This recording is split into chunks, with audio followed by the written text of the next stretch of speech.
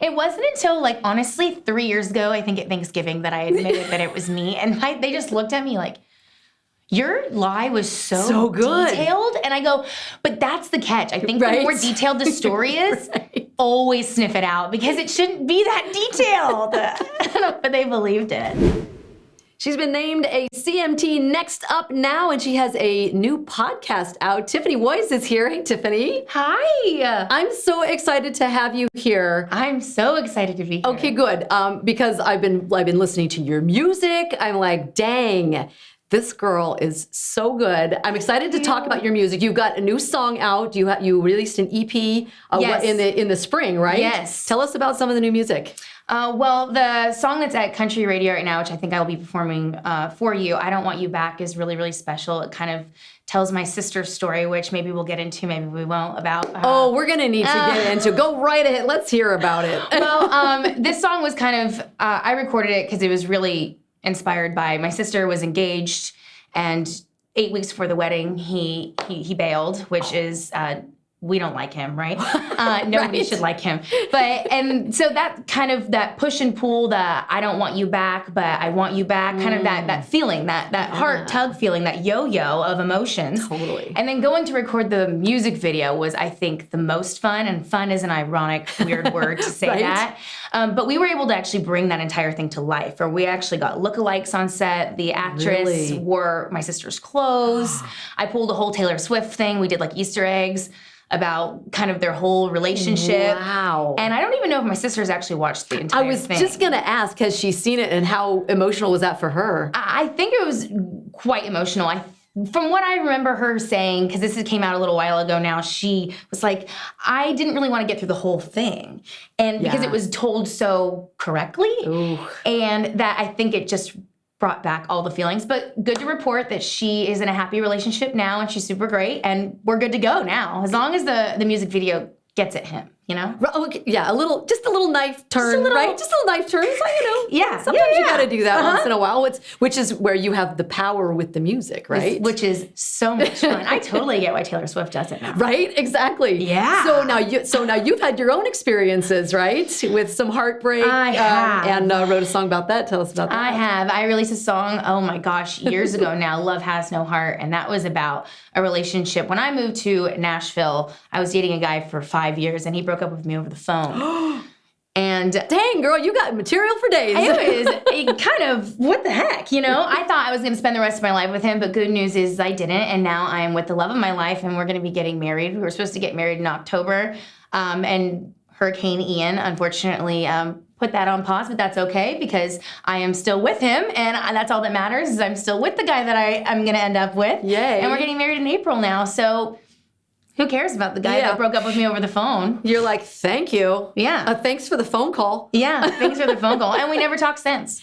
Well, okay. You don't need to. No. And no need. I met my fiance actually only 30 days later, which is... No kidding. Really wild. I did not share that with my fiance right off the bat because I think he would have thought that he was like a rebound, right? Yeah. And he ended up finding out, but what was really weird about him finding out about the relationship and the breakup, which was probably not the best. Honesty is the best policy, people.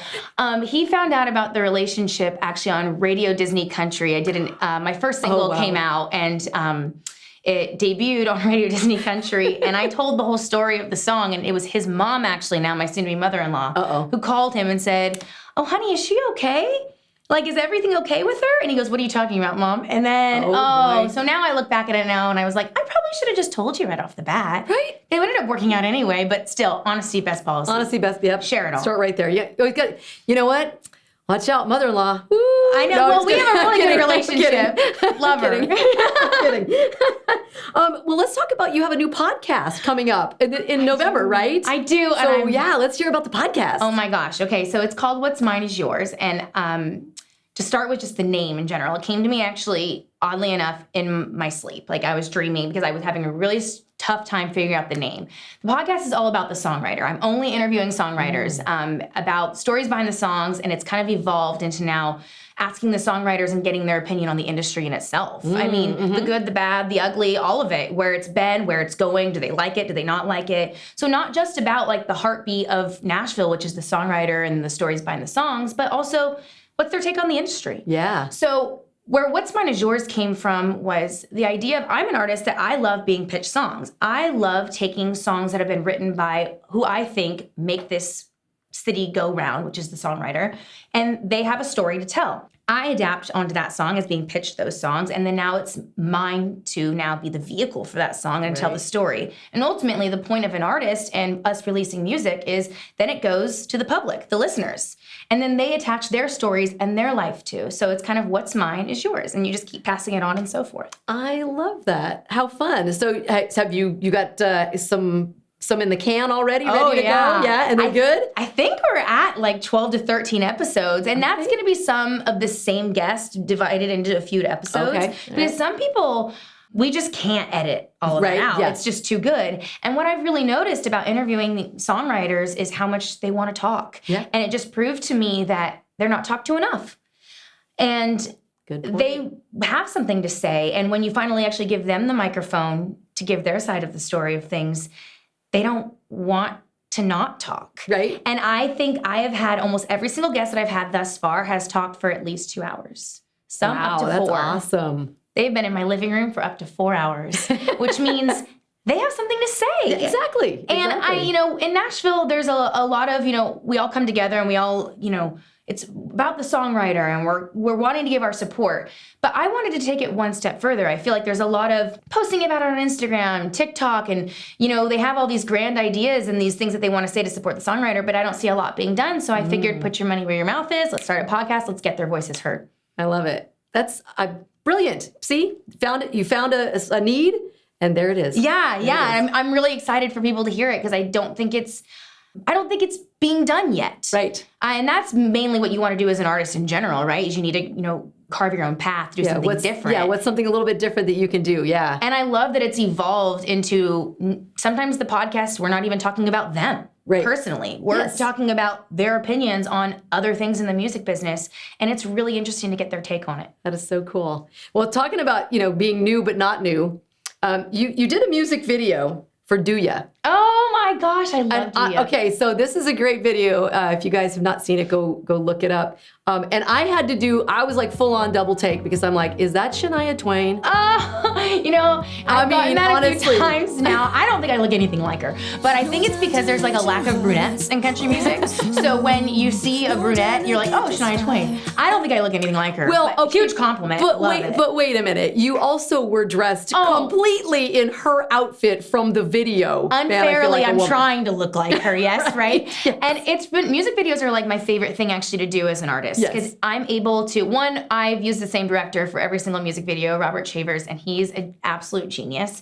And what I love about our relationship is that we are very, very collaborative. And he loves hearing what I want to do, and I'm very, very opinionated about what I want to do in a music video. Because to me, that's an awesome creative part. I love being able to bring the song to life.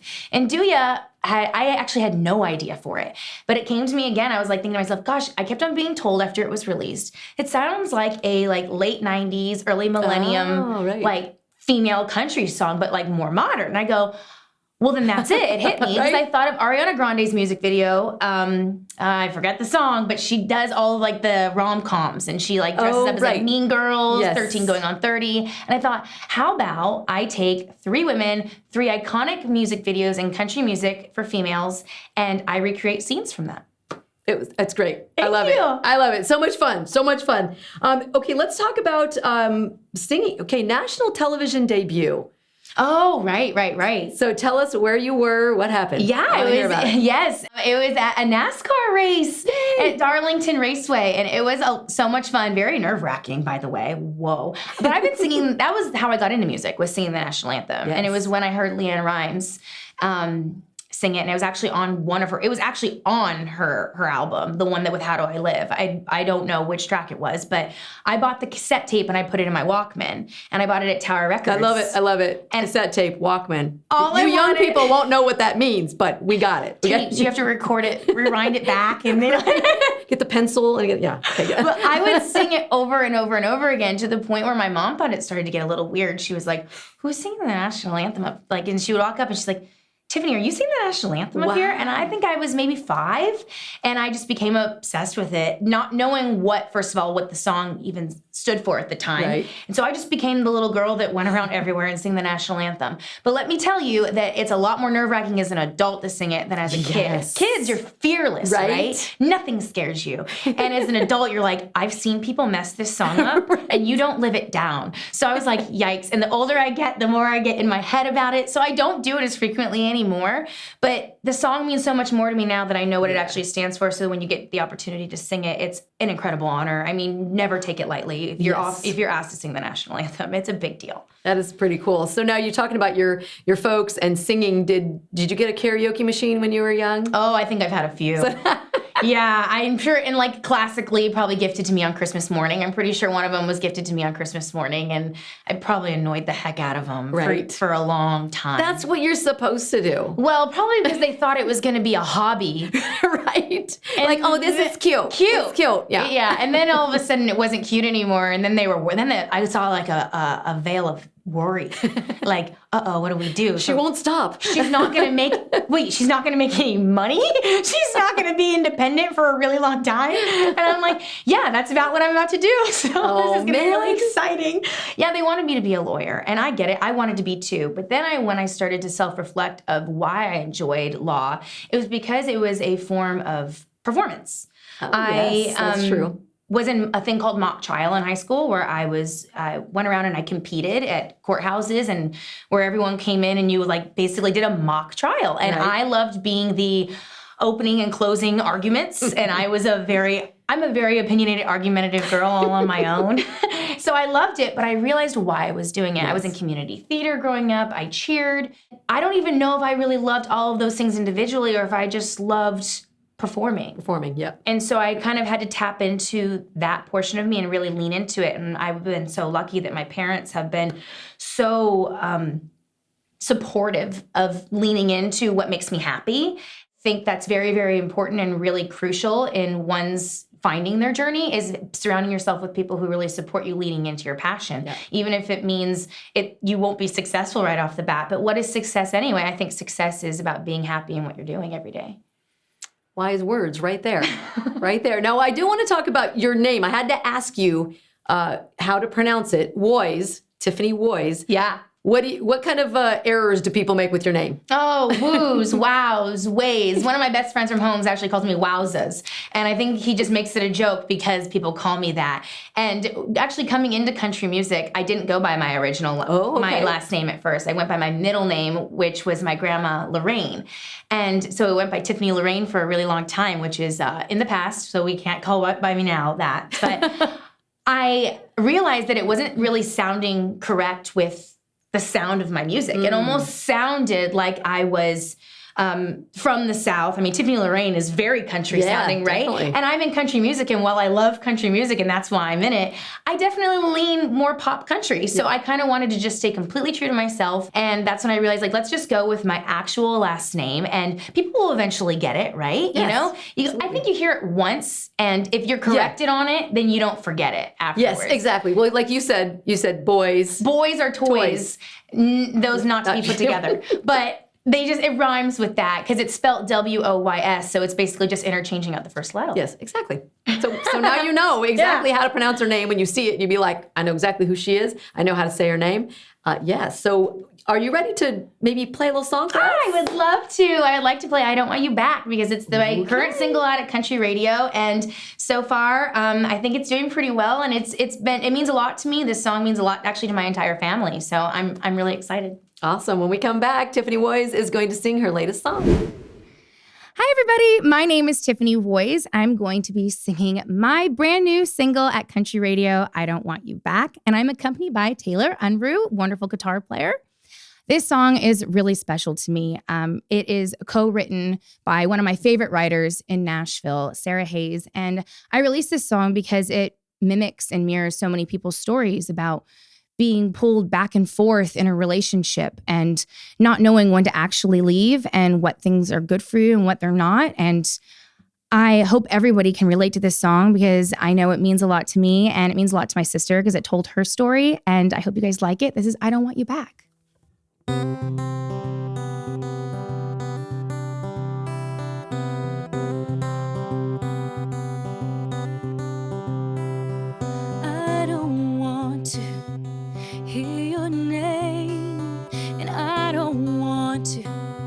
see your face. Don't wanna know how you're doing from a friend of a friend, or get a drunk dial at 2 a.m. saying I miss you.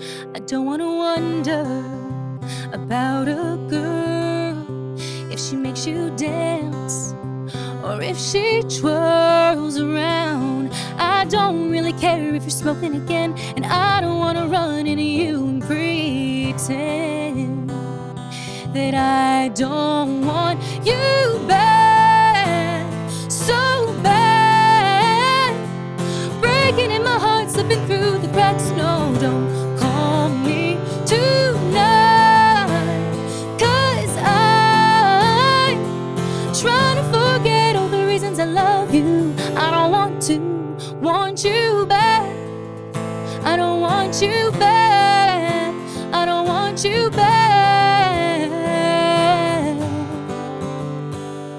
I don't want to lie awake to the very last minute of my birthday, hoping you're alone and you're thinking of me, dancing in your phone and you're thinking the same thing, that I don't want you back so bad. Breaking in my heart, slipping through the cracks. No, don't call me tonight, 'cause I'm trying to forget all the reasons I love you. I don't want you back. I don't want you back. I don't want you back. Sometimes I want 2 a.m. so I can hear your voice again, that I don't want you back so bad. Breaking in my heart, slipping through the cracks. No, don't call me tonight, 'cause I'm trying to forget all the reasons I love you. I don't want you back. I don't want you back. I don't want you back. I don't want you back. I don't want you back. I don't want you back.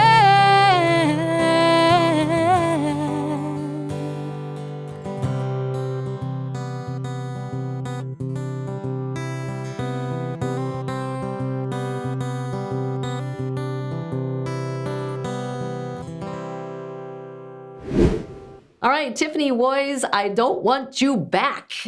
Great song. Thank you for sharing that with us. Now, I know that you're from California. I am, Northern California. And so am I.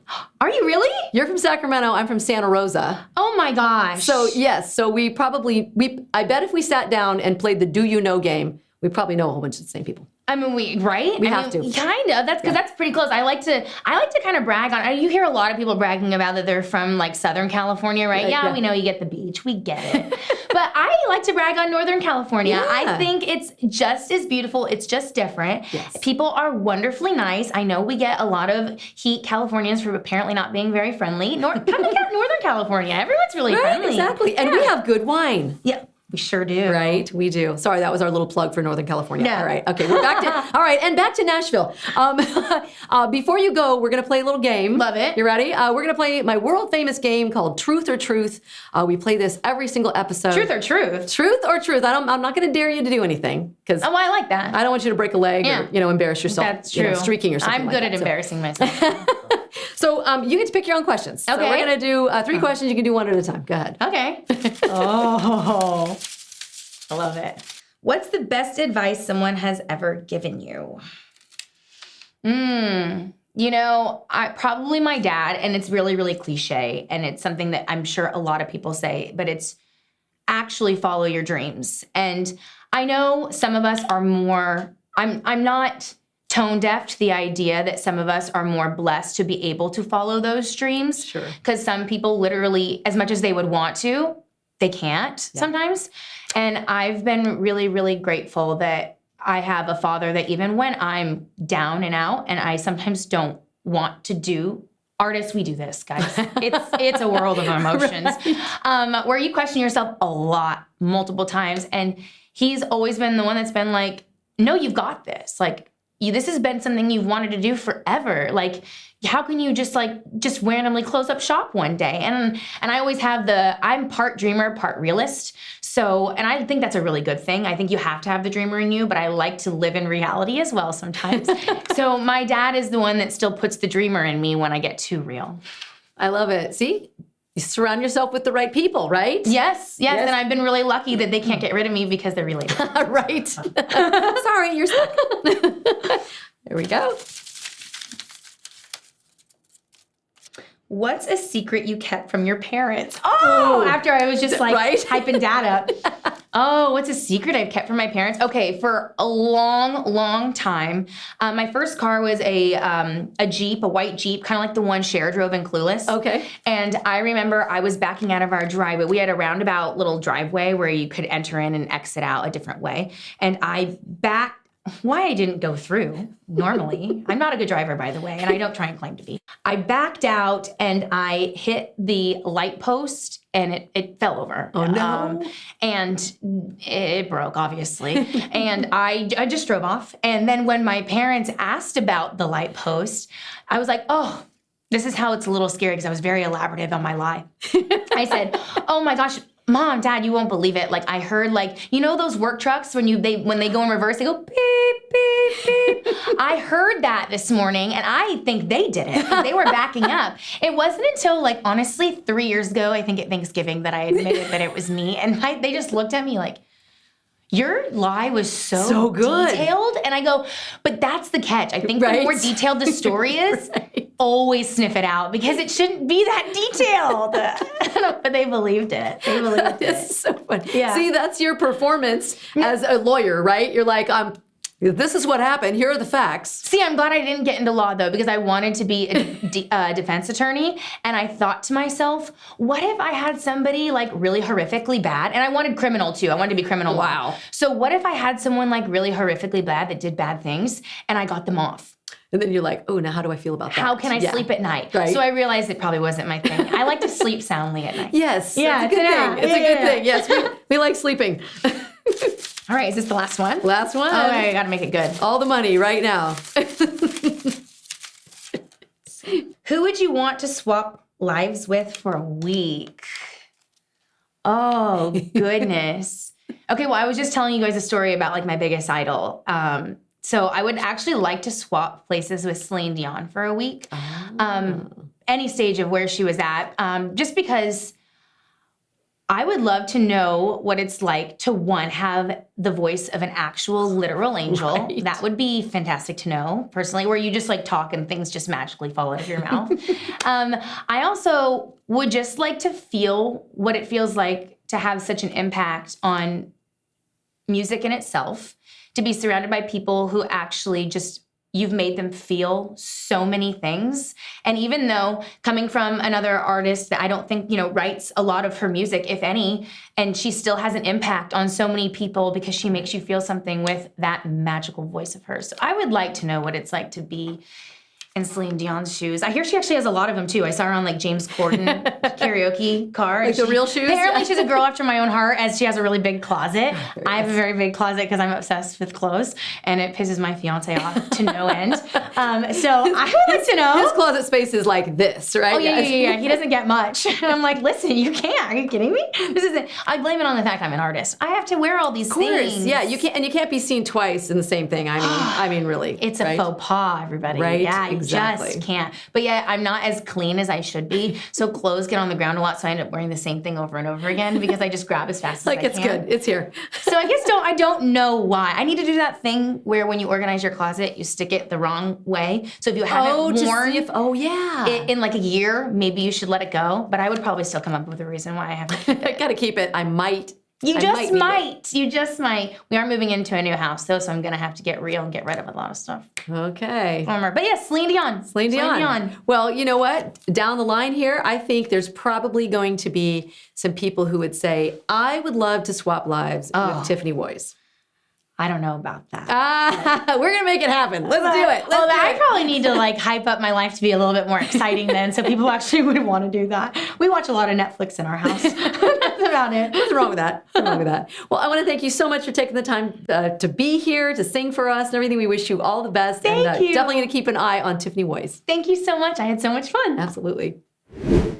Thanks for watching Up in Country. Be sure to like and subscribe and leave us a comment. We do new episodes every Tuesday, and be sure to follow Up in Country on Instagram, TikTok, and Facebook. And you can follow me too at Sue Bonzell on Instagram, Facebook, and TikTok.